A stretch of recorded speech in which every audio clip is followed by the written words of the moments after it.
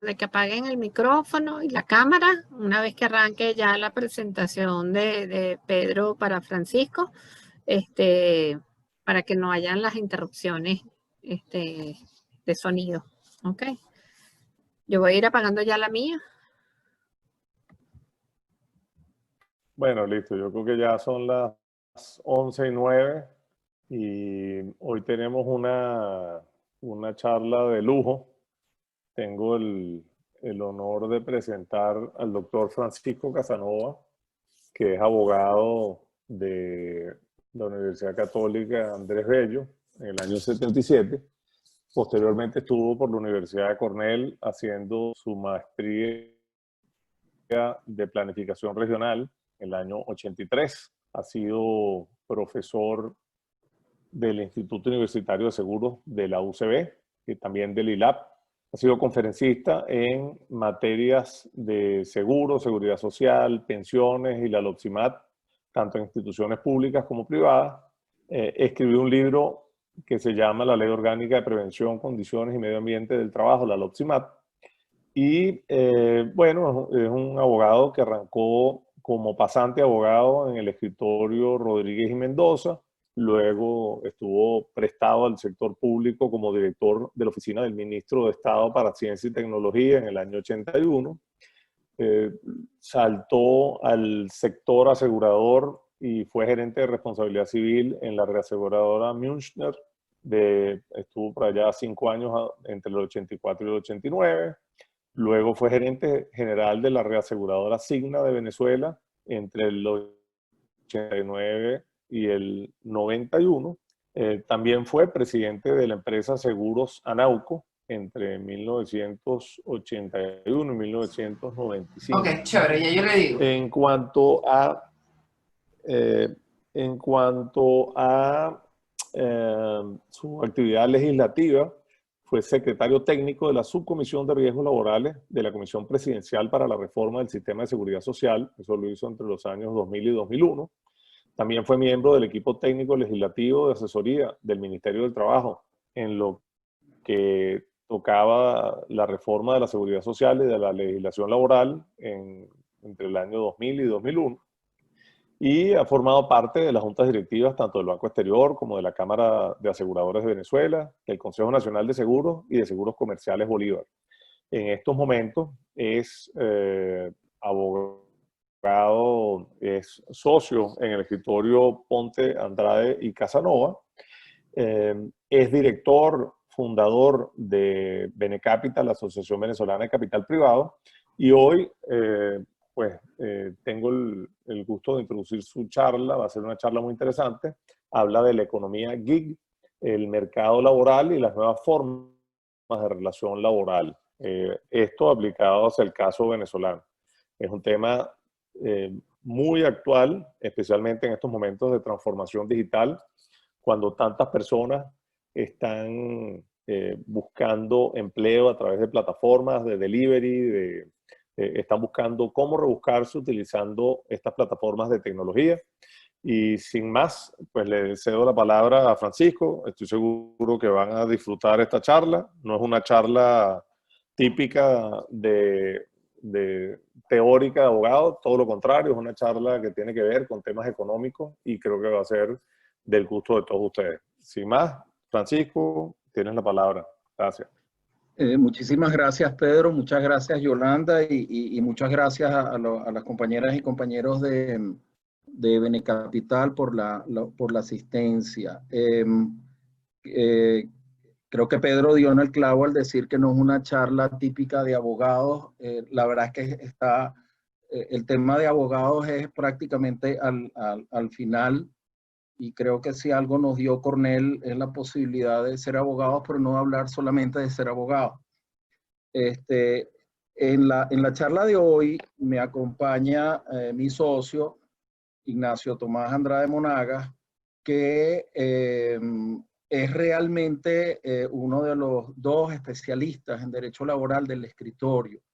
La especialidad mía, por lo que dijo Pedro en la presentación, y muchas gracias por la presentación, Pedro, es más hacia el lado de seguridad social, pensiones, protección social. Entonces, nosotros combinamos esos aspectos en el escritorio Ponte Andrade Casanova. Voy a empezar a compartir pantalla y la presentación de hoy es la economía gig, el mercado laboral y nuevas formas de relación laboral. Creo que es sumamente importante que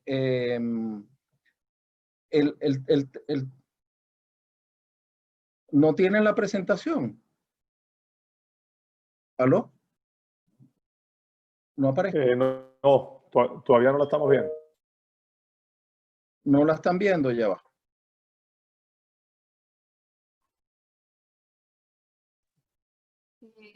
Francisco, recuerda que tienes que poner compartir pantalla. ¿Ya está? Ahora sí. Ajá. Ok, disculpen. Sigo siendo abogado. Y lo otro, ponerlo en pantalla completa. Sí. Ok. Ahí voy. ¿Ya? ¿Ya la ven? ¿Aló? Aún no, Francisco.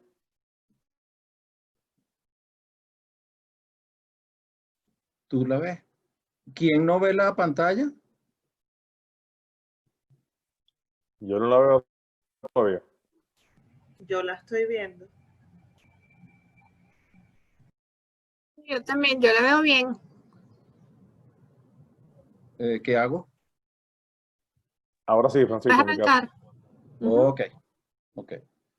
El tema de la economía gig es un tema fascinante de muchísima actualidad y por una serie de circunstancias, tanto económicas, sociales, legales y políticas.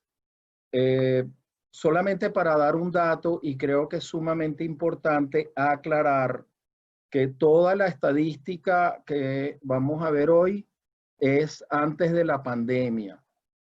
Posterior a la pandemia es evidente que no podemos hacer cálculos con respecto a la economía gig.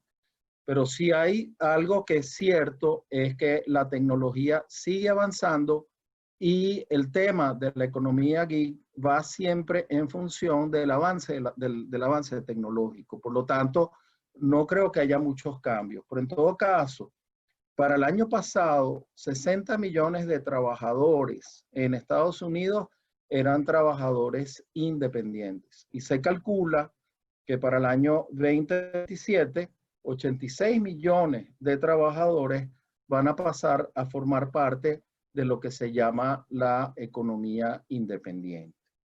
Con eso pueden ver que una tendencia en 7 años de una fuerza laboral de 26 millones de personas o 26 millones de trabajadores autónomos o independientes es sumamente importante. Para llegar primero a la economía gig, tenemos que ver rápidamente que el mercado laboral a nivel mundial ha pasado por 3 fases. La primera fase, después de la Segunda Guerra, es hasta los años 90 y el comienzo de la década del 2000, durante la cual privó el modelo de trabajo único durante toda la vida laboral del individuo, es decir, lo que se llamaba el empleo formal con todos los beneficios del trabajo, es decir, el beneficio del ahorro, el beneficio de la seguridad social, el beneficio de la salud, el beneficio de las pensiones. Y un elemento muy importante de esa primera fase es que el individuo tendía, o en su mayoría, a tener un solo trabajo de por vida, o máximo, pero muy máximo, 2 trabajos de por vida. Luego de los 90 se inicia una segunda fase que involucra una inmigración masiva de mano de obra donde el lugar de trabajo y la fuerza laboral, o lo que llaman los norteamericanos, el workplace y el workforce, comienzan a cambiar y ya el empleo no es único de por vida. El trabajador ya tiene varios trabajos durante su vida útil y cambia por completo este tipo de relación, pero no solamente cambia la visión del trabajador de trabajar en 2 o 3 trabajos, sino que también cambió una serie de elementos que rodean lo que es el mercado laboral y lo que es el empleo, que fueron el relacionamiento entre el empleador y el empleado, un elemento muy importante que es la fuerza creciente o descendiente de los sindicatos, las nuevas tecnologías. Y entramos en una tercera fase, que es la economía gig, como resultado de la revolución tecnológica, tanto en telecomunicaciones como en redes sociales, como en aplicaciones. En ese sentido, también quiero aclarar un poco que siendo la economía gig un elemento más o menos reciente, para llamarlo de esa manera, hay muchas nomenclaturas en que los autores han denominado la economía gig. Hay unas nomenclaturas en español, hay unas nomenclaturas en inglés. La economía gig empezó siendo llamada la economía colaborativa, una economía en la cual se unían los recursos de unas personas con otras, o los recursos de unas personas con las necesidades de otras, y gracias a eso entonces se satisfacían estas necesidades mediante un proceso de intercambio. Y en ese proceso de intercambio, la utilización de un componente tecnológico era vital. Y digamos que eso es lo que genera ese triángulo fundamental de la economía gig, que es el poder intermediar entre un proveedor y un comprador o un usuario. Un elemento sumamente importante que se introdujo a través de lo que llaman la economía de plataformas, y quiero aclarar aquí también que utilizo el término de economía de plataformas, porque al hablar de mercado laboral, al hablar de todo lo que es el tema de la División Internacional del Trabajo, siempre es bueno referirse a las nomenclaturas utilizadas por la Organización Internacional del Trabajo. La Organización Internacional del Trabajo es una organización de carácter tripartito donde tienen igual porcentaje de representación los estados, los empleadores y los trabajadores. Y siempre cuando hablo de temas tanto del derecho laboral como de seguridad y salud en el trabajo, como de seguridad social, me gusta referirme a los términos usados por la organización, por la OIT.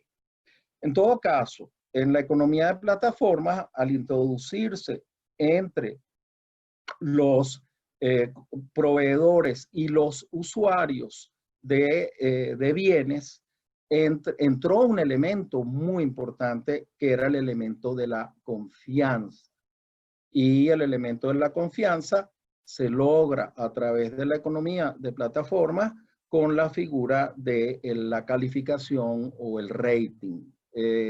¿Cuál es un elemento muy fácil o que lo tenemos muy presente hace muchos años, que es a través de las plataformas, por ejemplo, la plataforma de tucarro.com, o las plataformas que no es de tucarro.com, sino de otros servicios, siempre se hace una especie de rating sobre quién es el proveedor de ese bien.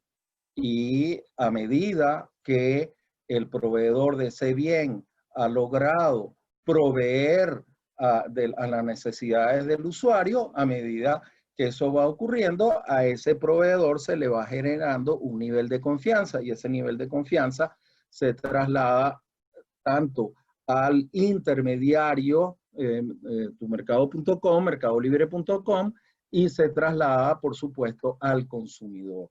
Y esto es sumamente importante porque esto significa que el consumidor entra en un proceso de cambio de sus patrones de consumo.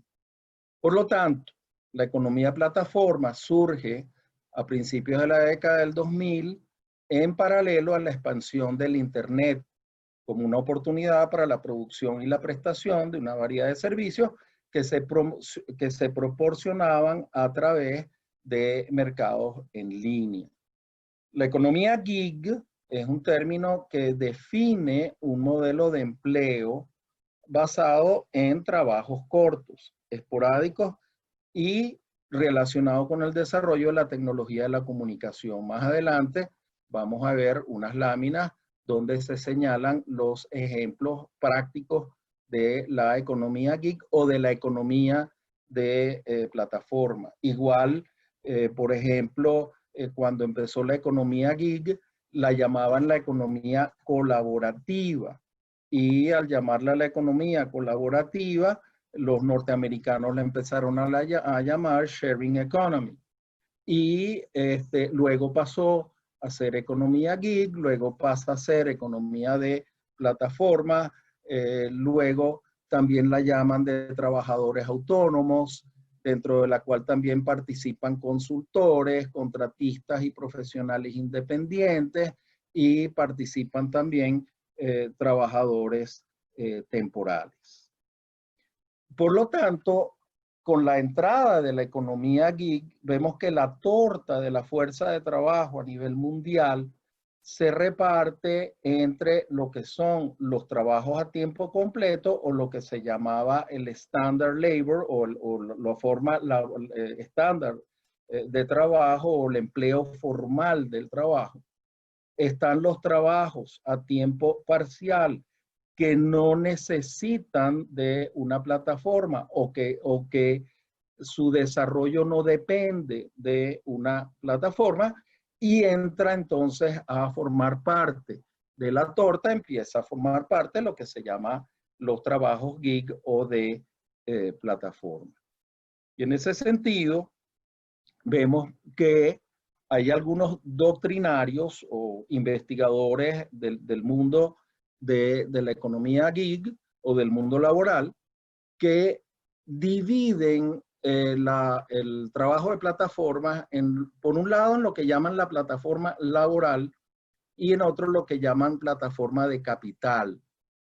Insisto que es muy difícil el tema de la traducción del inglés al español, porque si yo les digo que uno se llama Labor Platform y el otro se llama Capital Platform, realmente la traducción de plataforma de capital a mí no me parece una traducción adecuada, no tiene la misma connotación de Capital Platform, pero lamentablemente es la que más se asemeja. En todo caso, tenemos dos tipos de plataformas. Una donde la plataforma laboral une a dos partes. Une a quien necesita un determinado producto y lo une con quien puede satisfacer esa necesidad, bien sea a través de la consultoría, bien sea a través de microtareas o a través de tareas de geolocalización. Después vamos a ver, bueno, podemos ver los ejemplos. En este caso, por ejemplo, Uber es un triángulo que pone como proveedor a quien pone el vehículo y satisface la necesidad de un usuario que necesita un vehículo para que lo traslade a un determinado sitio. Igualmente hay otras dos, digamos, plataformas muy importantes. Una que es Upwork, que lo que hace es unir, busca profesionales de talento, los une y desarrolla proyectos de gerencia o project management a determinadas empresas. Ahora vamos a ver un ejemplo de eso. Y por ejemplo, existe Thumbtack, que lo que hacen esas plataformas es microtareas. También vamos a ver unos ejemplos.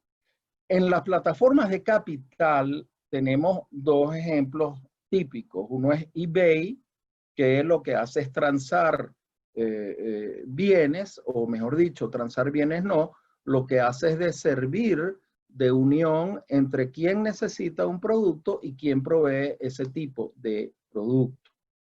Y está Airbnb, que lo que hace es proveer unos determinados inmuebles, bien sea para alquiler, para vacaciones o para viajes de trabajo o X, y se los provee a las personas que necesitan ese tipo de inmuebles, por ejemplo. Entonces, estas plataformas conectan a trabajadores o vendedores directamente a clientes. Le permite a la gente trabajar en un horario definido por el propio trabajador, y en este caso, a partir de este momento, vamos a llamar al trabajador de la economía gig como un gigger. Y a los giggers se les paga por un trabajo simple o por servicios de consultoría en un determinado momento, y se les paga a través de la plataforma. Por lo tanto, los pagos pasan a través de esa plataforma online. Visto esto, entonces tenemos que hay 3 herramientas fundamentales para que se lleve a cabo las plataformas digitales de trabajo. Y esas herramientas son la evolución tecnológica a través de Internet, las aplicaciones móviles y las redes sociales. Por lo tanto, podemos seguir categorizando las plataformas digitales de trabajo, y así como hicimos una primera categorización en lo que se puede llamar plataforma de capital y plataforma laboral, entonces llegamos a unas que llamamos plataformas digitales de trabajo basadas en la web, y otras que están basadas en la ubicación. Las basadas en la web se pueden dividir en 2, que es la realización de trabajos freelance a través de plataformas digitales de trabajo, donde una plataforma que ya mencioné, llamada Upwork, o que puede ser otra que se llama TopTalent, contratan a una serie de profesionales que desarrollan determinados proyectos para una determinada empresa.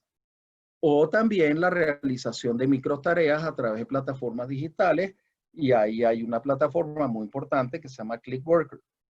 Hay otras plataformas digitales que se basan en la creatividad y generan concursos, como por ejemplo 99 Designs. Digamos que eso es las basadas en la web, en las cuales, junto con las basadas en la ubicación, lo que se hace es asignar tareas a un grupo de personas o asignar tareas a individuos seleccionados.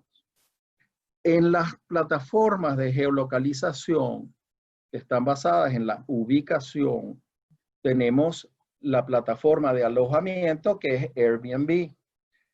Y aquí es importante, en Airbnb es importante volver al concepto de la confianza, porque en Airbnb, gracias a la calificación y gracias al rating que hace el usuario, entonces la gente tiene una determinada confianza, independientemente de que no conozca a la persona de Airbnb o no conozca al dueño de ese inmueble. Eso es algo realmente fascinante de todo este mundo de la economía gig y de la economía de plataforma. En transporte está Uber, y aquí también tenemos un tema de confianza. No solamente el usuario de Uber hace una calificación sobre el chofer, sino que el chofer, por llamarlo de esa manera, también hace una calificación sobre el usuario o sobre el cliente. Otro elemento de las plataformas de trabajo es uno que es el de las entregas, que digamos hoy en día en Venezuela o en Caracas tenemos plataformas de entregas por todas partes, pero hay una que es en Europa y en el Reino Unido, que es Deliveroo, que es realmente prácticamente un monopolio en materia de entregas. Luego tenemos servicios para el hogar, por ejemplo, TaskRabbit, y tenemos otras que son micro tareas locales. Si oyen algún ruido es que empezó a llover. Espero que no los moleste el ruido de la lluvia. Esas micro tareas locales pueden ser hasta de plomería, pintura. Hay ejemplos, por ejemplo, del tema de servicio doméstico. Hay una plataforma en Ciudad del Cabo, en Sudáfrica, que ha desarrollado el tema de servicio doméstico de una manera impresionante.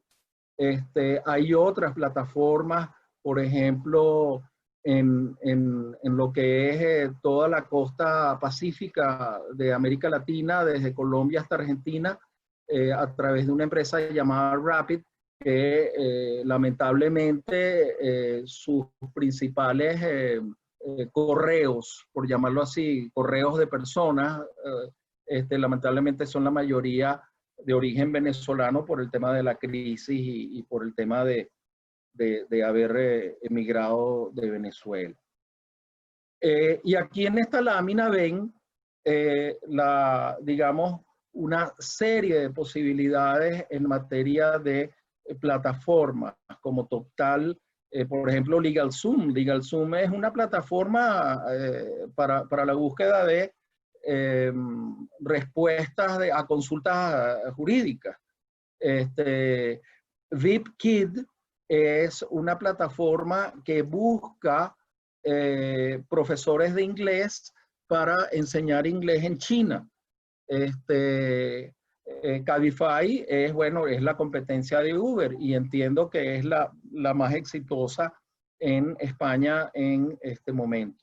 O sea que, como verán, hay muchísimas plataformas que hoy en día están generando un nuevo proceso de contratación laboral, un nuevo proceso de generación de trabajo, un nuevo proceso de relacionamiento, pero además un proceso nuevo en materia de hábitos de consumo.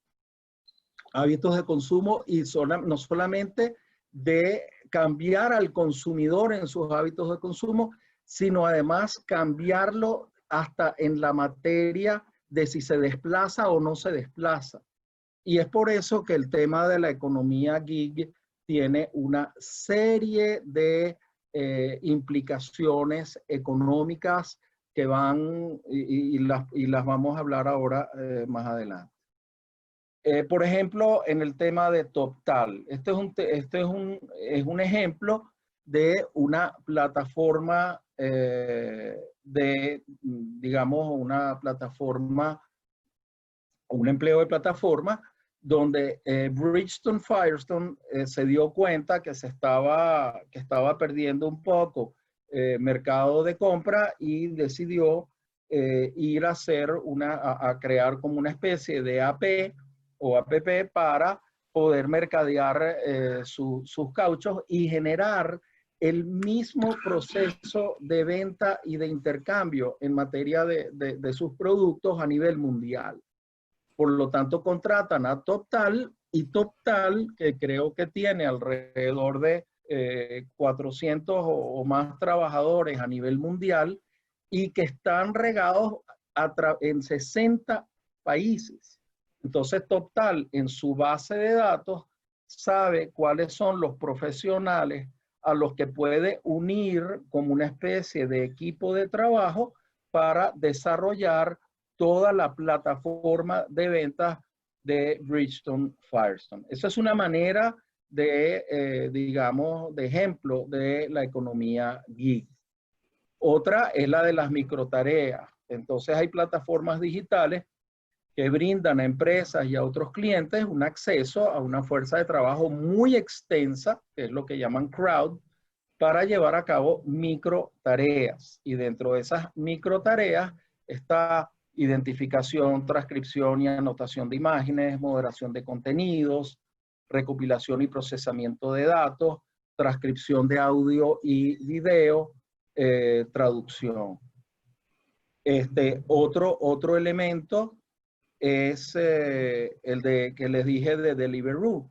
Entonces, en Deliveroo ustedes ven que hay una serie de consumidores que pueden ser unos consumidores que están de repente en una fiesta y necesitan que alguien les lleve hielo, que les lleve un determinado producto, o hay otros que están sencillamente en la oficina trabajando, no pueden salir y necesitan un determinado producto.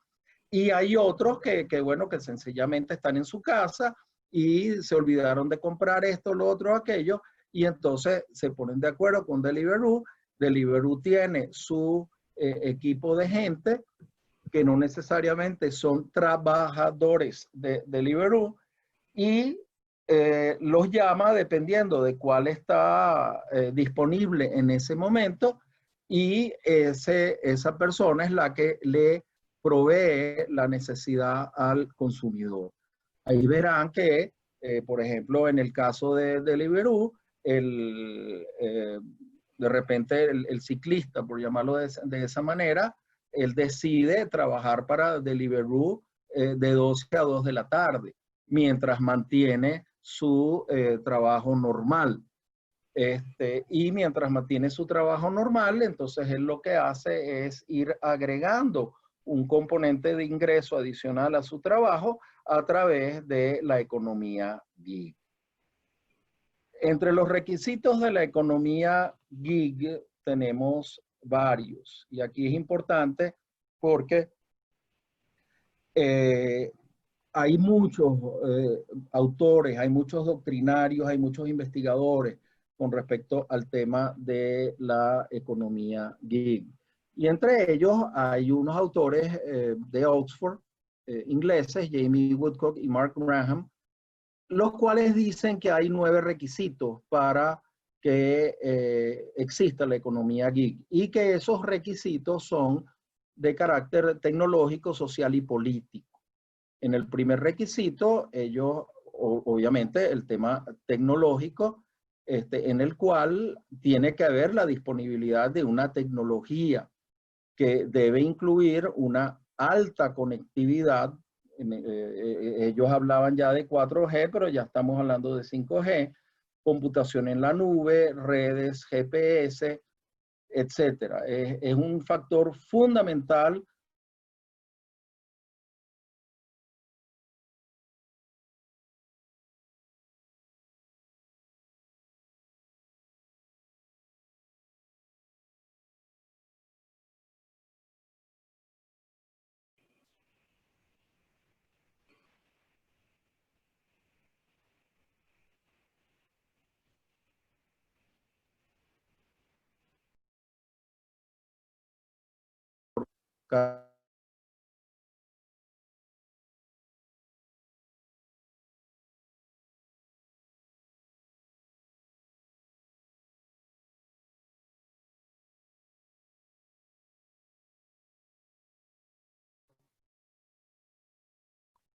Creo que se cayó Francisco.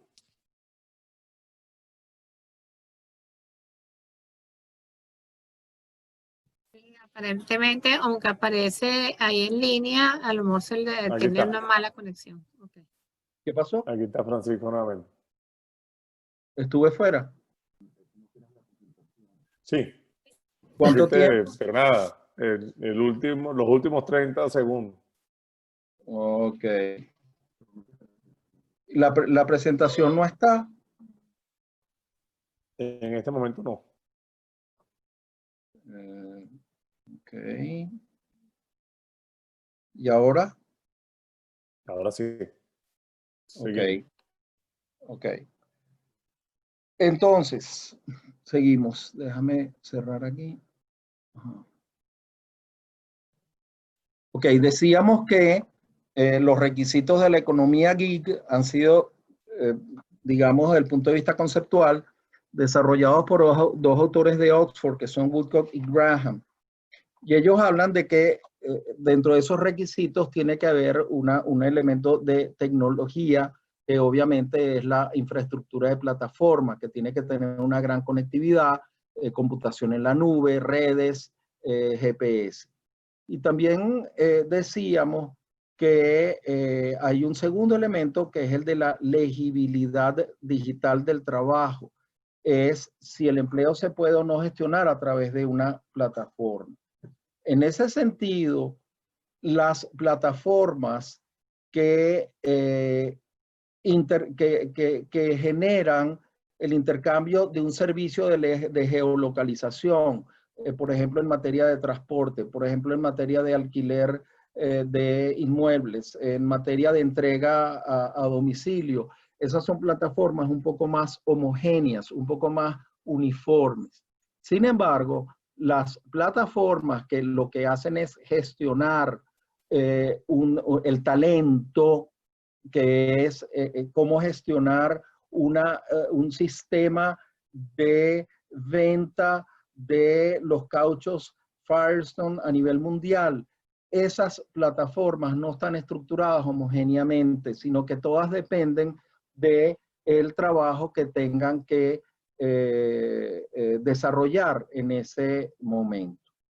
El tercer requisito combina aspectos tecnológicos y sociales, que es la conectividad masiva y la tecnología barata.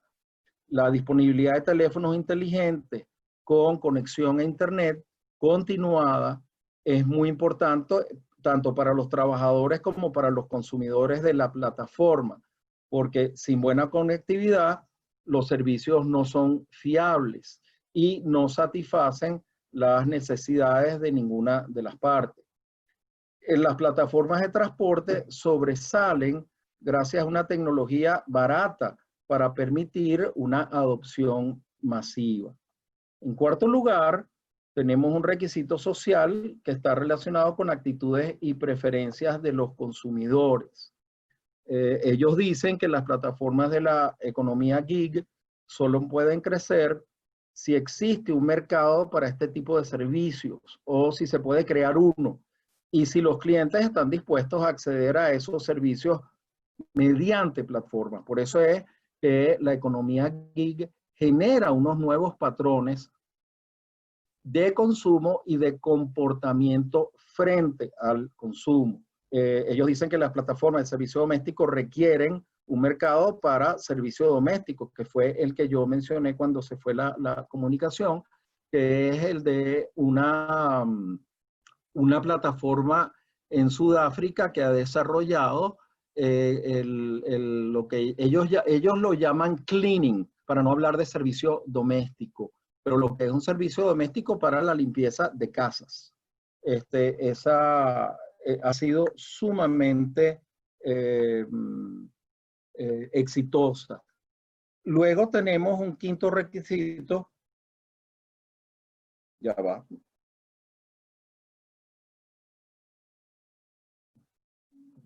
No me pasa. Ya va, me disculpan.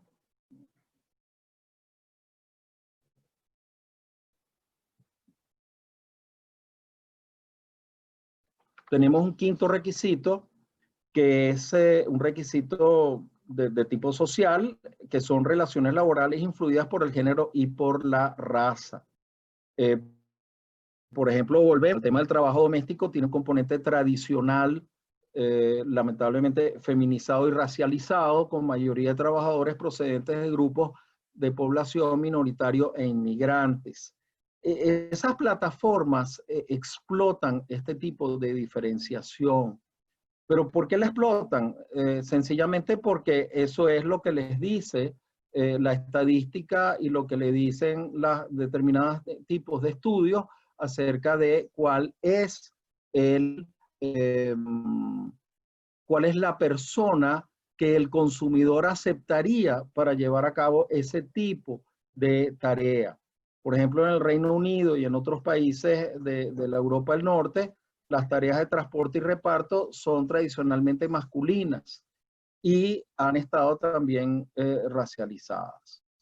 Hay un sexto requisito para la economía gig, que es una combinación de aspectos sociales y política económica, que es la flexibilidad. Y este es un concepto, el de la flexibilidad, es un concepto que va a rodear durante todo el tiempo el fenómeno de la economía gig.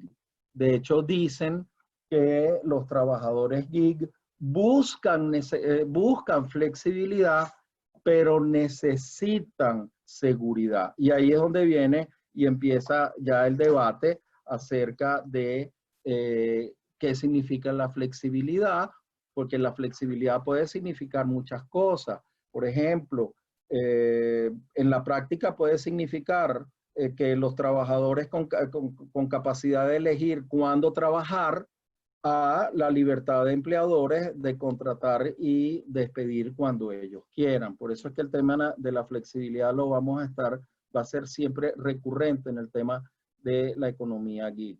Otro elemento es las regulaciones gubernamentales. En ese sentido, la regulación gubernamental pone límites, pero aquí también hay que estar claro que la economía gig, vamos a decir que es reciente, y las regulaciones gubernamentales no siempre tienen la misma capacidad de respuesta rápida. Siempre los estados ven cómo este elemento o los elementos se van desarrollando, y a medida que se van desarrollando y dependiendo de los niveles de demanda, tanto de los empleadores como de los trabajadores, entonces es cuando los estados dicen, vamos a intervenir, a ponerle límites o a favorecer el crecimiento de este tipo de trabajo.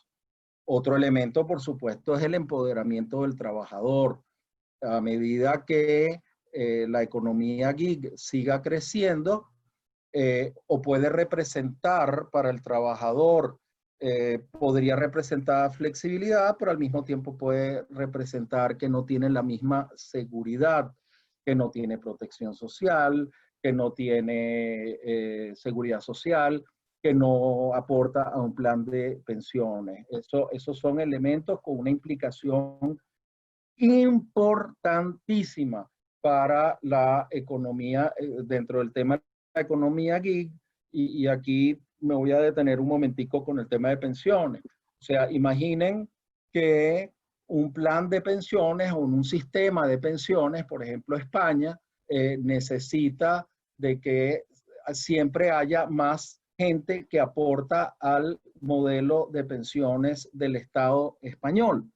¿Qué ocurre si a medida que aumenta la economía gig, el trabajador de la gig no aporta a un plan de pensiones porque sencillamente su empleo no es formal, o porque no siente la necesidad de aportar, o porque sencillamente no tiene esa educación de ahorro?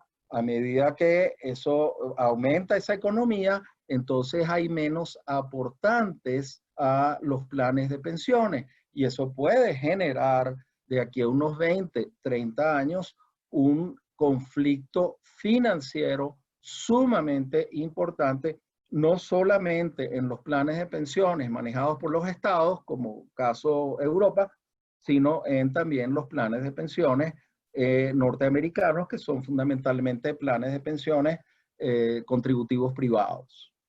Otro elemento es la economía política y tecnología y las dinámicas de globalización y externalización. Aquí tenemos que el trabajo vinculado geográficamente requiere que los trabajadores estén en un lugar concreto. Y también con respecto al trabajo de nube, y que abarca las tareas que puedan hacerse de manera remota con un computador. Por lo tanto, tenemos un grupo de trabajadores que están en un lugar concreto, que es, digamos, el tema de la geolocalización, y por otro lado, tenemos un trabajo de nube, que significa que se puede contratar mucha gente en diferentes sitios del planeta. Las características de la gig, bueno, ya vimos que La flexibilidad es un elemento muy importante. Trabajadores con capacidad de elegir cuándo trabajar, si trabajan de noche, si trabajan de día, si trabajan en la tarde. La libertad de empleadores de contratar y despedir, lo cual significa que no hay, la economía gig puede significar para el trabajador una pérdida de protección. La dificultad a la hora de predecir cuánto va a ganar el trabajador o durante cuánto tiempo va a tener ese trabajo, tarea remunerada. El trabajador gig, por supuesto, que intenta complementar el salario mínimo que percibía en su otro empleo para sobrevivir y busca, como dije antes, busca flexibilidad, pero necesita seguridad. Ya hemos dicho que hay cambios en los patrones de consumo, en estas características. El estatus de trabajador autónomo, es decir, que el trabajador, gracias a esa plataforma, él libera a la plataforma de pagarle prestaciones y beneficios laborales. Los trabajadores no tienen acceso a un plan de pensiones en el lugar de trabajo. Ya más o menos, digamos, esto lo hemos dicho. El empleo gig, evidentemente, es una disruption, es decir, el empleo gig creó una ruptura con la relación laboral estándar, es decir, esa expectativa de un empleo a tiempo completo, estable, socialmente protegido y fiable, pasa, y sujeto a la protección del Estado, pasa a ser un empleo en la cual los elementos de la relación laboral se ponen difusos. Los trabajadores, como dije, quieren mayor flexibilidad, pero al mismo tiempo van a querer seguridad.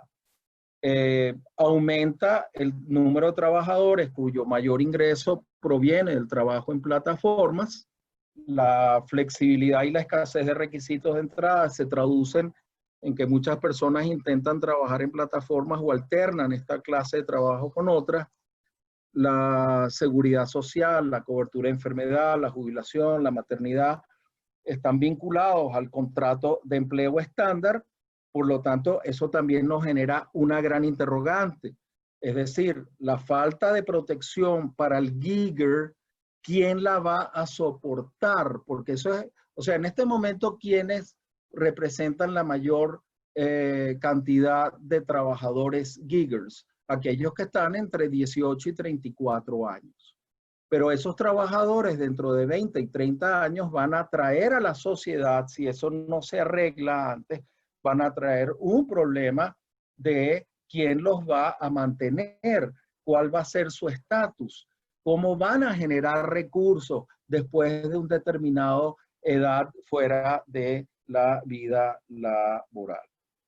Como dije al principio, los giggers suman casi 60 millones. ¿Cómo será la fuerza laboral americana en los próximos años? Por ejemplo, el rol de las corporaciones. Aquí hay un elemento importantísimo.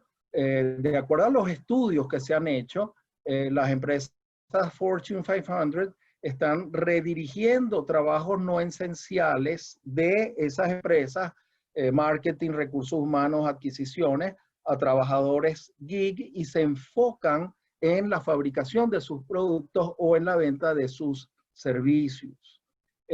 Las empresas totalmente remotas, como dije antes, Toptal tiene 400 empleados trabajando en 60 países diferentes. Y otro elemento de la economía gig es que se forman redes y plataformas cada vez mayores que unen a estos trabajadores independientes, lo cual les permite compartir contactos, pistas, compartir el trabajo con clientes potenciales y con otros trabajadores independientes. Hay unas estadísticas que hablan por sí solas. Por ejemplo, el 36% de los trabajadores de Estados Unidos participan en la gig a través de trabajos primarios o secundarios. 44% de los giggers consideran la gig como su principal fuente de ingresos. Eso es un elemento impresionante del crecimiento de la economía gig. Para el 53% de los giggers, como dije antes, edades entre 18 y 34, la economía gig es ya su principal fuente de ingreso. 1 de cada 6 trabajadores le gustaría convertirse en asalariado independiente. El 55% de los giggers también mantienen trabajos a tiempo completo o regulares. Y aquí llegamos, vamos a ir ya cerrando, faltan creo que 3 láminas. Aquí tenemos un elemento muy importante y es que la Organización Internacional del Trabajo, que siempre está haciendo, por supuesto, seguimiento a las nuevas tendencias en el mercado laboral, plantea una serie de desafíos para la economía gig o la economía de plataforma. 1, el trabajo colaborativo es una importante tendencia, sí, sí lo es. ¿Adapta los marcos legales existentes al trabajo de plataformas? Bueno, todavía no, porque todavía no se puede decir que hay una tendencia a regular el trabajo en plataformas. Para la OIT se generaría una categoría intermedia entre el empleo y el autoempleo. Depende de las características de esa relación. Dependiendo de eso es que se podría decir si esa relación es autoempleo o esa relación tiene las características de un empleo. La OIT se pregunta si se debería ampliar la definición legal del empleado. Bueno, en Argentina hay un proyecto de ley de teletrabajo donde, y en eso quiero quedar claro de que el teletrabajo no es gig economy, pero hay un proyecto de ley incorporado al Congreso Nacional, al Congreso de la Nación Argentina, donde dice que habrá contrato de teletrabajo cuando la realización de actos, ejecución de obras o prestación de servicios sea efectuada total o parcialmente en el domicilio de la persona que trabaja o en lugares distintos al establecimiento del empleador mediante la utilización de tecnologías de la información y de las comunicaciones. Esto es un esfuerzo que me parece bien interesante con respecto a ya empezar a definir qué es un teletrabajo, incorporando los elementos de la tecnología. Bueno, la OIT plantea más desafíos. Por ejemplo, mecanismos de negociación para mejores condiciones de trabajo. Cómo regular condiciones mínimas de empleo como el salario mínimo. Bueno, y aquí llegamos a un elemento también sumamente importante. El trabajador gig, por ejemplo, en Estados Unidos, si vemos el minimum wage, está en $7.25 la hora. El trabajador gig tiene un promedio de ingreso del orden de los $3 a $4 la hora. Entonces, nos hacemos la pregunta.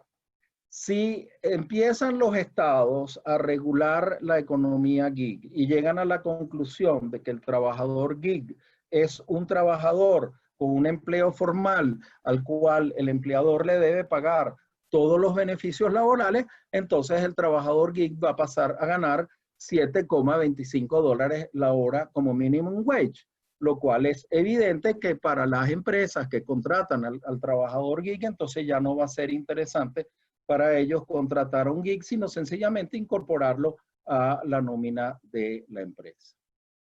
Todo esto nos lleva a lo que es la figura de que es un empleo precario. Y eso y la precarización del empleo siempre ha sido una de las objetivos fundamentales de la OIT.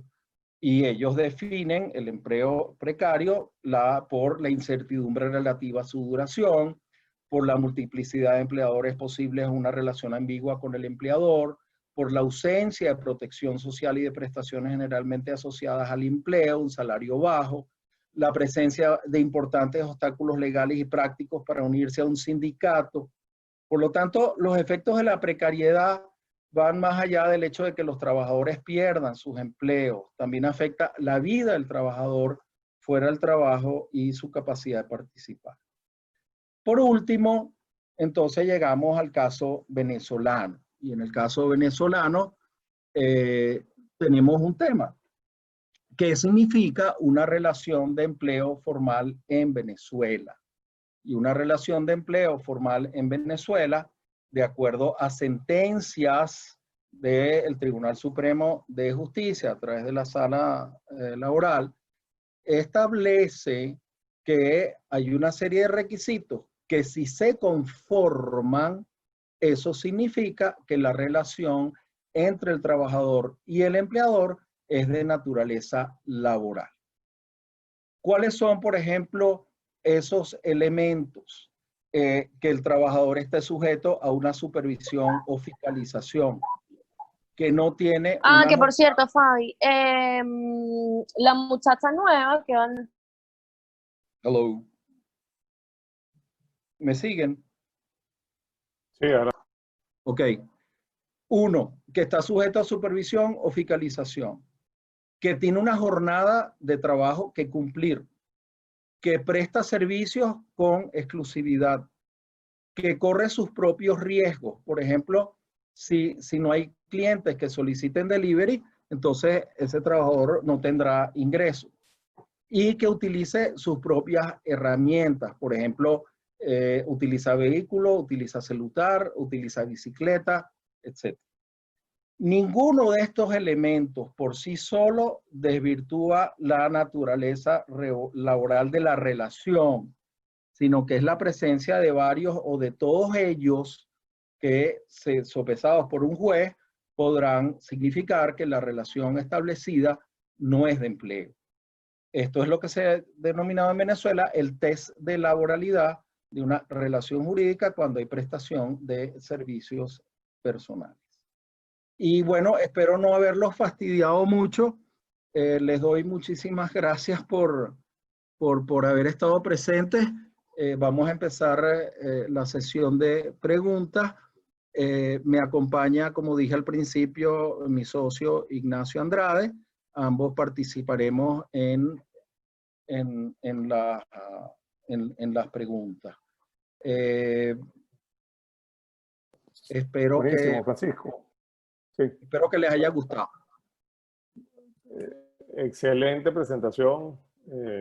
Muy agradecido en nombre de Benecapital y en el mío propio, pues, aprendí bastante y me gustó mucho. Tenemos unas preguntas en el chat y quiero invitar en este momento a todos los que están escuchando a que por favor escriban sus preguntas por el chat o levanten la mano si quieren en la lista de participantes para irles dando la palabra, ¿no? En principio tenemos 2 preguntas de Danilo Chicola para ti y dice, ¿cree usted que los estados van a empezar a regular la economía gig? En ese caso, ¿qué impacto tendría? Probablemente encarezca los costos. Y luego continúa, dice, ¿no podríamos decir que al final la nueva economía gig es precisamente una respuesta a necesidades de consumidores, pero también de la fuerza laboral que no ve sus necesidades satisfechas? Vende el sistema regulado con seguridad, sistema de pensiones, etcétera, no es capaz de sostener a toda la fuerza laboral. Sí, parte de esa pregunta yo la respondí en la penúltima lámina, pero además el tema me parece fascinante. Yo creo que la economía gig ha venido a generar para la masa laboral una posibilidad de ingreso extra. Creo que al mismo tiempo hay que diferenciar muy bien entre lo que es un trabajador con un empleo formal que además tiene un gig para que le complemente su ingreso. Mientras que, en mi opinión, el trabajador gig per se es aquel que todo su ingreso depende de la economía gig. Creo que los estados lo que están es haciendo, están viendo el desarrollo de la economía. La OIT ya ha producido 2, 3 documentos sumamente importantes con respecto al tema de la economía, y como verán en la lámina de los desafíos, estoy de acuerdo con el señor Chicola de que si empiezan a regular la economía gig y la regulación se traduce en que el gig va a tener los mismos beneficios del trabajador formal, entonces la economía gig va a perder sentido económico para los empresarios.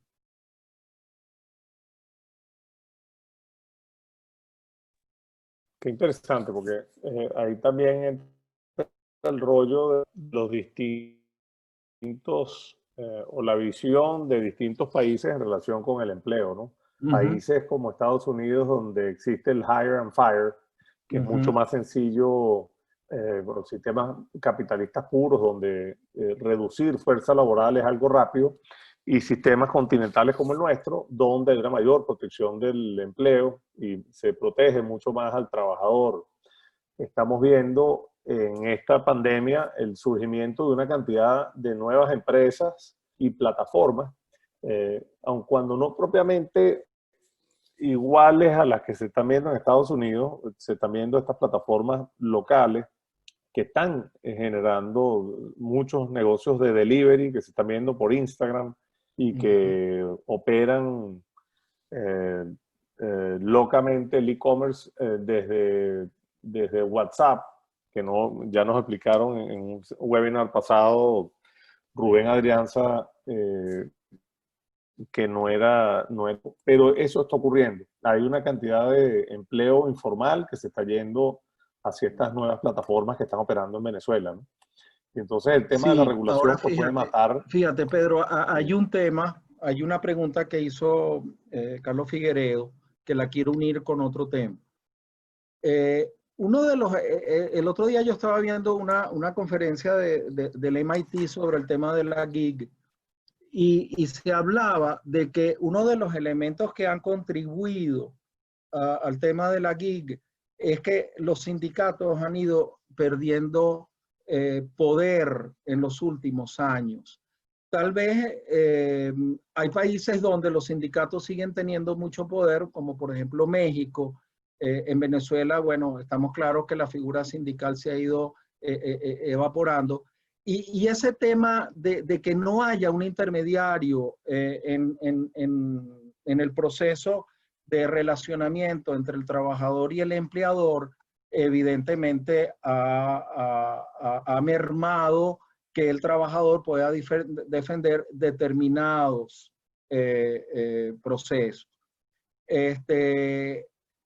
Y otro punto es que hay dos elementos muy diferenciados en la economía gig, que es la tarea y el oficio y el talento. La economía gig tiende a contratar personas de alto nivel desde el punto de vista de conocimientos.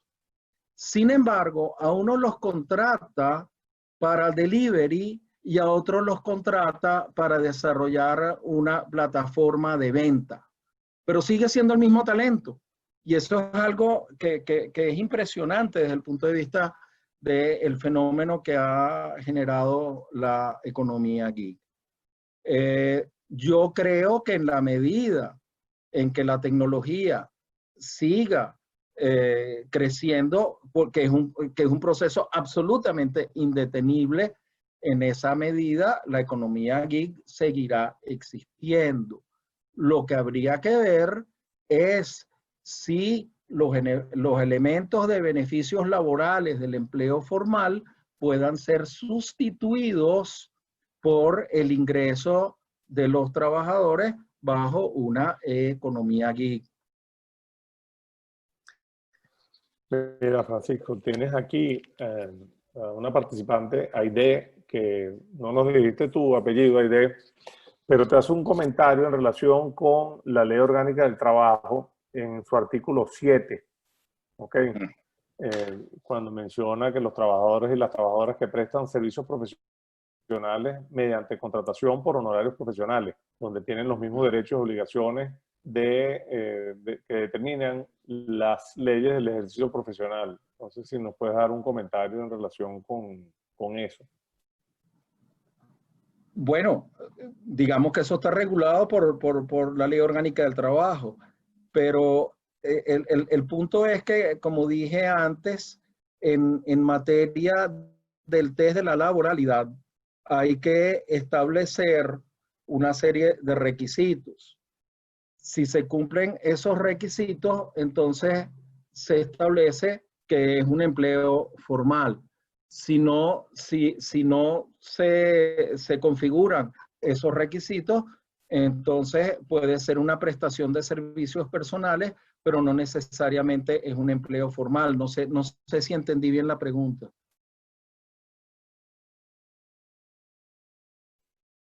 Aide Velasco, que es de Cuen. ¿Tú quieres formular Hola. mejor tu pregunta o tu comentario? No, Hola, Aide. solamente hacía una pregunta. Muchas gracias por la oportunidad de escuchar tan valiosa información. Es la pregunta de que si esto podría ser un primer intento, porque realmente esto no se está considerando como que en todos lados. Sin embargo, sí ha pasado en sentencias incluso. Estuve en una auditoría en una oportunidad donde una persona facturaba, estaba por honorarios profesionales, facturaba, pero siempre a la misma empresa. En esa factura no había otra empresa y es donde Francisco sí nos hace hincapié del test de laboralidad, porque hay una exclusividad. Y muy a pesar que sea facturación y no sea un recibo de pago o un salario per se, hay una relación laboral exclusiva. Entonces, bueno, creo que este artículo fue como un primer intento de regular todo este tema de cuando son servicios profesionales y bueno, deberíamos considerarlo ya a partir de allí. Y un segundo comentario es, por ejemplo, en el pago de las horas, que de repente no se hace atractivo para las empresas contratar este tipo de personal, pero yo considero que cuando la hora cuesta, vamos a poner $7 para una persona que sea fija, esta persona que es fija genera otro tipo de costos, otro tipo de gastos. Pero la persona que lo hace por cuenta propia o autónomo, obviamente no va a generar esos otros gastos que tienes al pagar la misma cantidad de horas. Es lo que veo, ¿no? Entonces, Sí. mi percepción que de perder la empresa, el interés por contratar a otra persona, yo creo que también es la forma como nos vendemos, ¿no? O cómo reflejamos el costo-beneficio de lo que hacemos, el servicio que prestamos. Entonces, creo que va por allí un poco. Sí, Muchas gracias. de hecho vamos a ver, por ejemplo, el siguiente ejemplo. Y muy bueno que usted lo haya dicho. Si el minimum wage o el salario mínimo norteamericano es $7,25 la hora y un trabajador gig en promedio está en $3,25 la hora, ojo, hay que aclarar algo muy importante.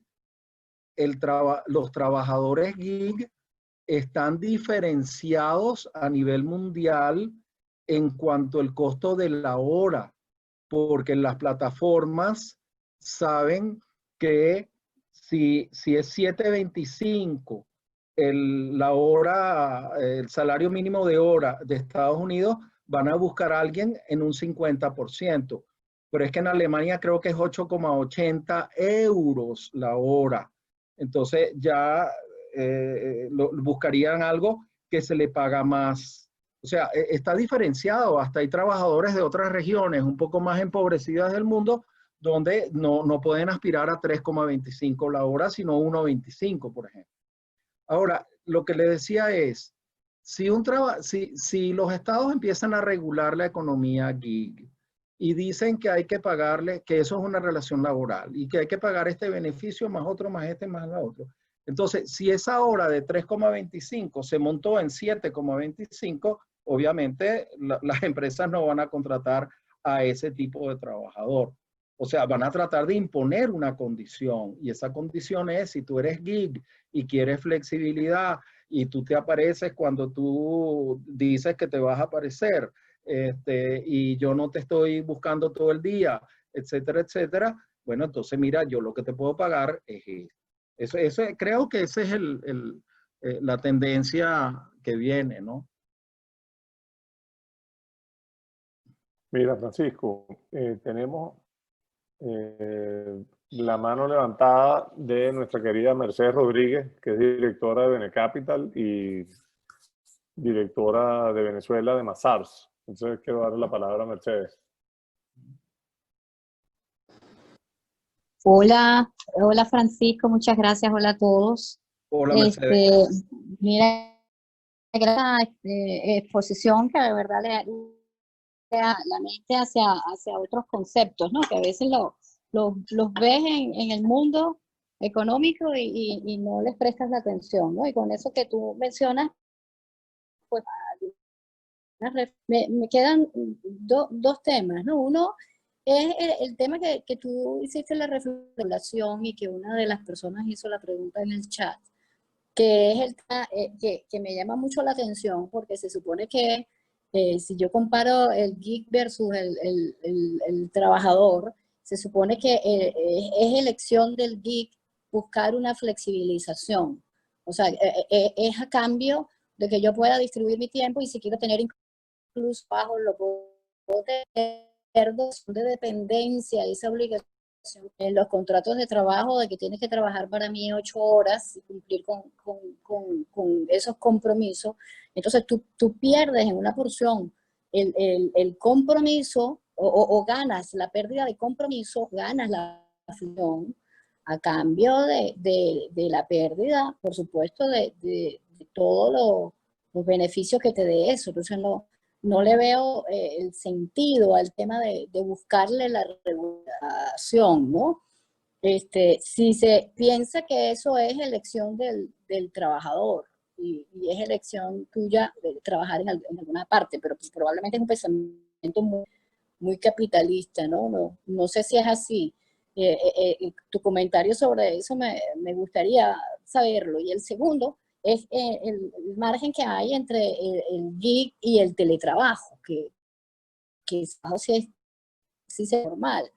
Y ahí te lo pregunto porque lo que yo he visto que es el gig son tipo Uber o tipo, yo no sé si lo has explicado al principio, que estaba en otra conferencia y tuve que entrar tarde, pero esas empresas que son más de B2C, ¿no? O sea, directamente al consumidor y de productos más como más así, pero no en el ámbito de, a menos que esté equivocada, me gustaría saber si es así, pero no en el B2B, en esa, que sea empresa prestando servicios, en el caso nuestro es servicios profesionales, no sea una relación geek en ese ambiente, sino que más bien una falta de modernismo nuestro, porque el tema de que bajo una relación tú vas a tener una disponibilidad de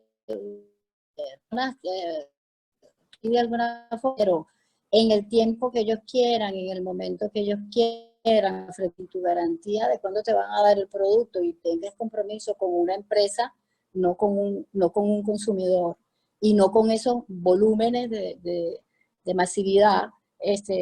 No sé si ese modelo es aplicable o es una cuestión de cambio de mente, ¿no? Que es necesario que uno cambie de mente. En esas dos reflexiones me gustaría conocer tu opinión. Ok, con respecto a la primera, yo sí hice todas unas consideraciones con respecto a eso, pero déjame tratar de simplificarlas. La flexibilidad no necesariamente es que el trabajador busca trabajar bajo elementos definidos por él. La flexibilidad también, la flexibilidad es en dos vías. Por un lado, el trabajador que busca elementos de flexibilidad, como el tema del horario, pero por el otro lado, el empleador que busca a elementos de flexibilidad desde el punto de vista de que puede salir de ese trabajador sin tener que cumplir elementos formales de la legislación procesal laboral. Ese es el tema de la flexibilidad, por un lado. Por el otro lado, hay un tema intergeneracional en el tema de la flexibilidad, que es que las nuevas generaciones, más recientes que millennials, se sienten que gracias a la tecnología pueden depender menos de un empleador y depender más del uso de la tecnología. Por lo tanto, es un cambio generacional y es un cambio, como tú dijiste, de un poco del tema de la modernización. Otro punto sumamente importante dentro de esa primera reflexión tuya es la de que lo dije, es la diferenciación entre la gig economy del talento y la gig economy del oficio o tarea. La gig economy realmente va a representar un mundo nuevo, en mi opinión, fundamentalmente para los talentos. En el caso de las tareas, creo que lamentablemente va a haber una masa de trabajadores con talentos, pero desempeñando tareas. Eso creo que lamentablemente puede ser una tendencia. Con respecto a tu segunda reflexión, no, disculpa, pero no la recuerdo bien. Es para empresas B2B versus la B2B. O sea, que Okay. lo he visto para consumidores, para los alrededores. Bueno, Delivery, Uber, claro. pero para negocios de business to business. Sí, lo que pasa es que, fíjate, tú mencionaste el tema del teletrabajo, ¿no? El teletrabajo y la gig es muy diferente. O sea, en el teletrabajo como tal, el trabajador goza de los mismos derechos, o sea, el trabajador en el teletrabajo tiene los mismos derechos de un trabajador presencial, por llamarlo de esa manera, número uno.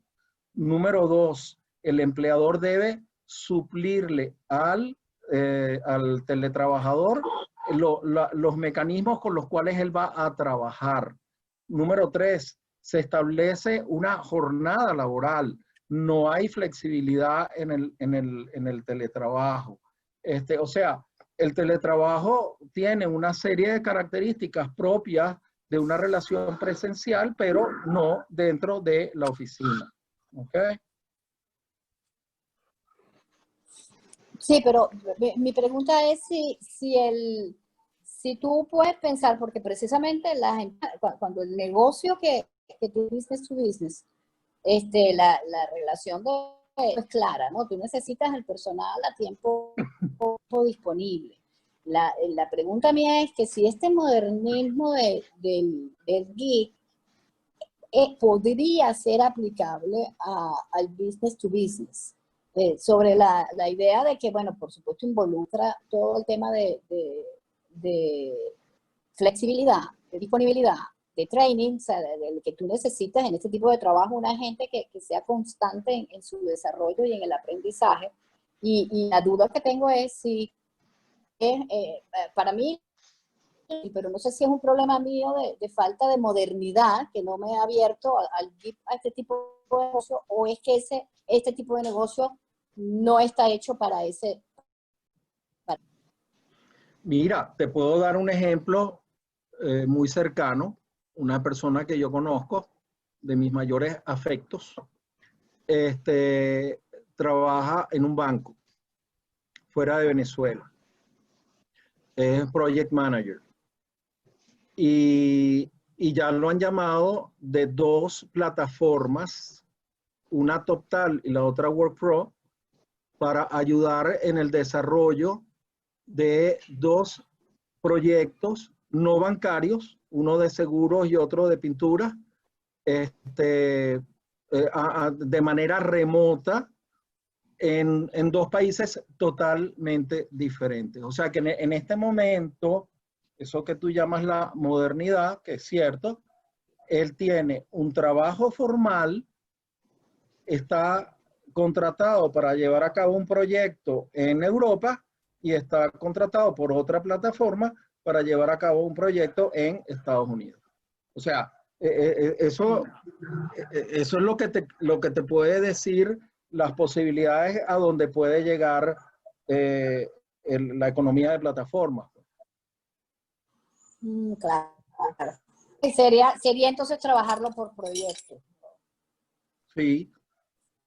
Por ejemplo, si Mazar tiene un cliente en Puerto Ordaz, vamos a llamarlo de esa manera. Mazar no tiene oficina en Puerto Ordaz, pero entonces se busca a alguien en Puerto Ordaz y vía la plataforma lo trabajan. Claro, esa es una contratación de un asesor externo que es por tiempo, etcétera, etcétera. Pero no es como antes que uno tenía que ir a Puerto Ordaz. Nosotros hace 15 años tuvimos que alquilar una oficina, tuvimos que alquilar apartamento, oficina en Puerto Ordaz, y hoy en día de repente no es necesario. De repente ese tipo de asesorías o de servicios profesionales no hay que andar con todo ese andamiaje, pues. No, muy interesante. Interesante el ejemplo que colocas. Muchas gracias. No, gracias a ti. Mira, Francisco, Aide Velasco de COEM también nos hace un comentario que dice que es que a medida que evolucionan las economías deben transformarse las mentalidades, aunado al tema generacional que cada vez quiere ser más autónomo y más libre financieramente. Ella habla de la G-localidad. Correcto. Pero no Sí, hay una pregunta. No, era un comentario. Yo creo que aquí en Venezuela lo que se está viendo en las plataformas son más plataformas para tareas que están relacionadas con delivery y menos todavía plataformas para talento.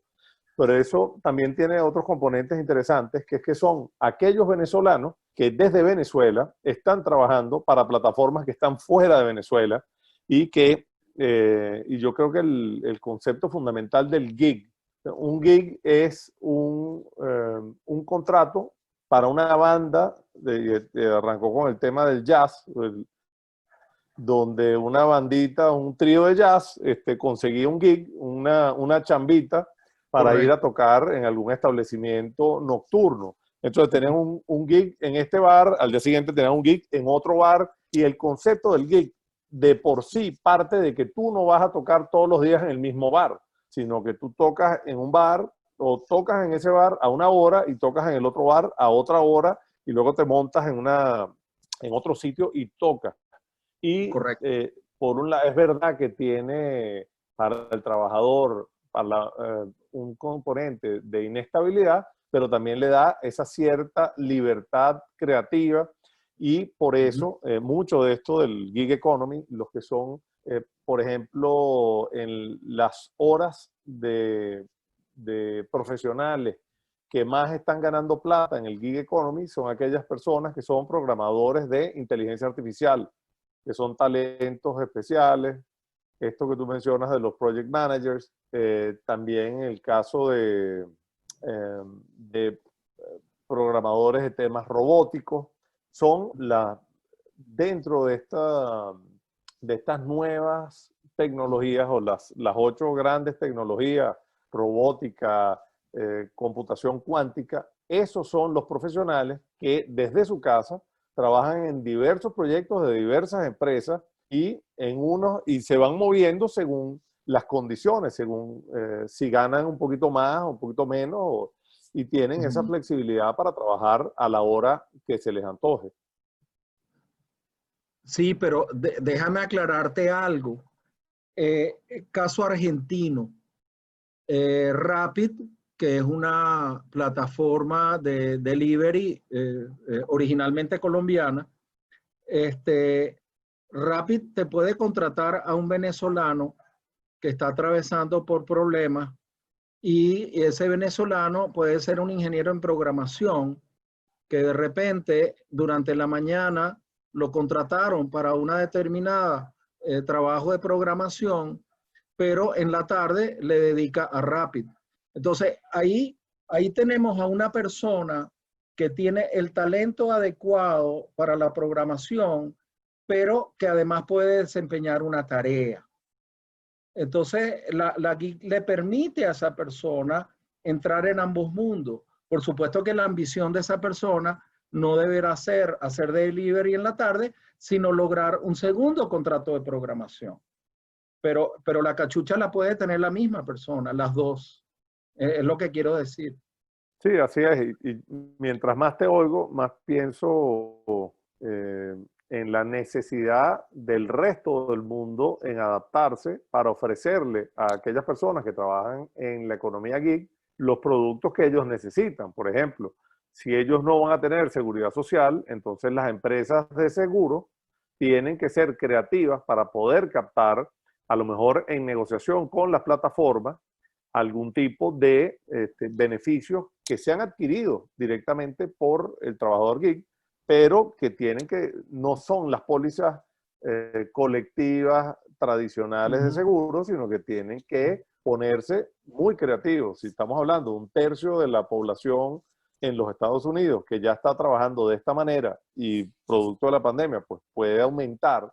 Entonces, y tomando en consideración la cantidad de empleos que se perdieron en los Estados Unidos, tiene todo el sentido que el resto de las empresas busquen cómo capturar el ahorro de estos trabajadores, que en algunos casos, sobre todo los de tecnología y muy avanzados, van a ganar mucha plata.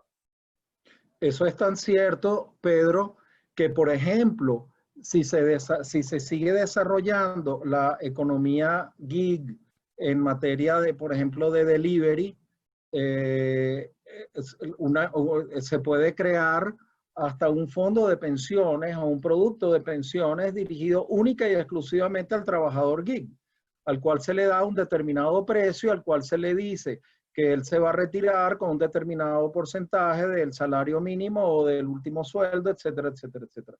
O sea, tienes toda la razón. En materia, la gig da para que todo el mundo se ponga imaginativo, pero ojo, no es solo imaginativo, es que, por ejemplo, Airbnb en este momento no tiene exactamente una de esas grandes competencias.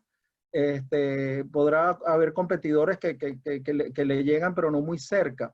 Pero parte del tema es que tienen que desarrollar un producto tecnológico que tenga un efecto diferenciador que lo pueda diferenciar de Airbnb. Y es ahí donde esas empresas, que son las que llaman startup, empiezan a crecer de una manera impresionante, y es cuando entonces dejan de ser startup para ser unas grandes empresas.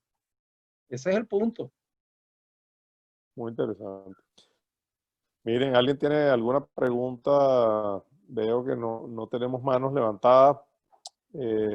¿Alguien más que quiera tomar la palabra y hacer algún comentario? También pudiéramos oír de Ignacio, Francisco, pasarle para que te tomes tu agüita.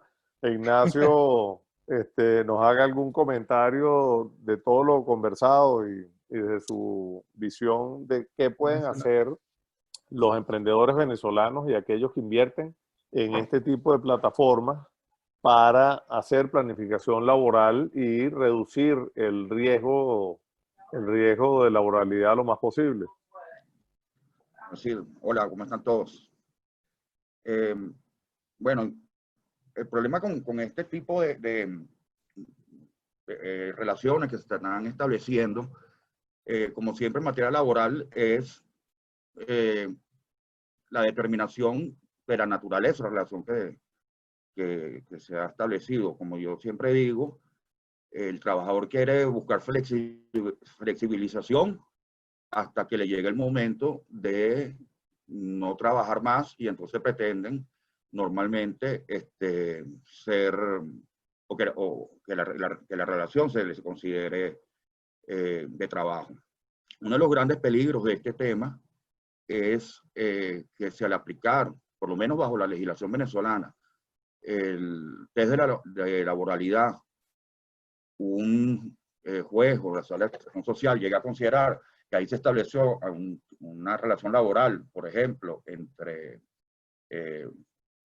los muchachos que hacían el delivery y la plataforma, o si era solamente por plataforma, pero prestaba el servicio para un solo cliente, que a este muchacho la empresa le va a deber, o a estos le va a deber, no solamente los beneficios, sino todos los salarios o la diferencia entre lo que ellos ganaban y el salario el salario mínimo, como mínimo.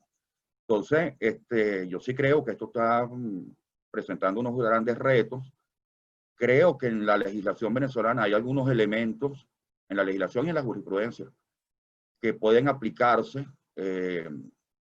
Por ejemplo, lo del artículo 7 de la Ley Orgánica del Trabajo, que alguien lo nombró por ahí, pero eso está dirigido principalmente a profesionales que tengan colegios profesionales, y está dirigido principalmente a, como en mi caso, personas que no prestamos esos servicios bajo una relación de trabajo, pero somos trabajadores independientes. Eso está perfectamente claro en la legislación.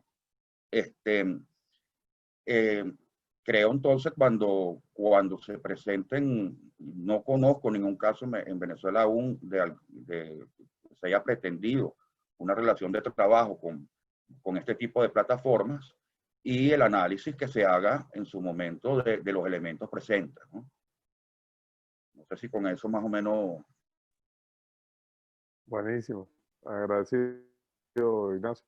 Miren, No, ¿alguien más gracias quiere hacer un planteamiento? ¿Alguna pregunta, comentario para nuestros expositores? Yolanda, ¿está por ahí? Sí, estoy por aquí. No, más bien súper agradecida. Me pareció súper interesante la exposición de Francisco, y gracias a Ignacio Andrade también. No sé si alguien más quiere hacer de las personas de recursos humanos. Veo que por aquí hay gente de Damper, de Deloitte. No sé si hay alguien más que quiera hacer alguna pregunta con respecto a este tema.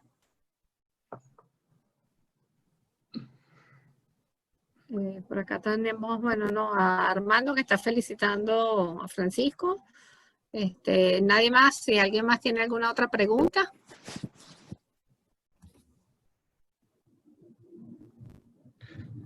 Quisiera agregar algo al final. Yo les recomiendo, de verdad, porque este es un tema absolutamente fascinante, y lo que es fascinante es las diferentes visiones que hay sobre el tema. Yo les recomiendo de verdad que se metan en YouTube, Gig Economy o Economía de Plataformas. Es impresionante. Por ejemplo, yo preparando esta presentación vi un video de una exposición en MIT extraordinaria, y de otra exposición en Stanford también extraordinaria, pero impresionantemente diferente las dos visiones. Por eso este tema es un tema de un gran debate, Pero de todas maneras, muchísimas gracias por todo. Francisco, yo sí quería comentar, escuché que tú estabas recomendando, creo que 2 libros. No sé si nos puedes decir los nombres de los libros y los autores. Sí, son de Oxford. Jamie Woodstock y Mark Graham. Los nombres de los... Ese es uno, pero es que no recuerdo, creo que se llama Gig Economy. Pero si lo buscan en Google, Jamie Woodstock y Mark Graham. J-M-I-E es el nombre, y Woodcock, W-O-O-D-C-O-C-K. Solamente con poner ese nombre va a aparecer el libro de los dos. Y lo otro, obviamente les recomiendo que vean los documentos de la OIT, los últimos documentos del trabajo de plataformas y su futuro. Ese es un documento fundamental para este tema, sobre todo para ver lo que significaría la tendencia de los estados en materia de regulación. Bueno, Francisco, Gracias. no me queda sino darle las gracias en nombre de Benecapital, Asociación Venezolana de Capital Privado, nuevamente por tan interesante exposición, por tomarnos el tiempo de discutir de un tema de tanta actualidad, sobre el que tenemos que saber todos más y que va a ser fundamental en el desarrollo de Venezuela y que va a seguir estando presente. Entonces, bueno, en nombre de todos, muchísimas gracias por el esfuerzo, gracias por la presentación. Esta presentación está siendo grabada y posteriormente Yolanda estará circulando un link para aquellas personas que quieran poder volver a ver esta presentación o circularla entre las personas de su organización o interesados en el tema. Muchas gracias nuevamente, Francisco. Ok, gracias Francisco, por a todo. todos por participar y bueno, que tengan un feliz fin de semana. Igual. Chao. Chao.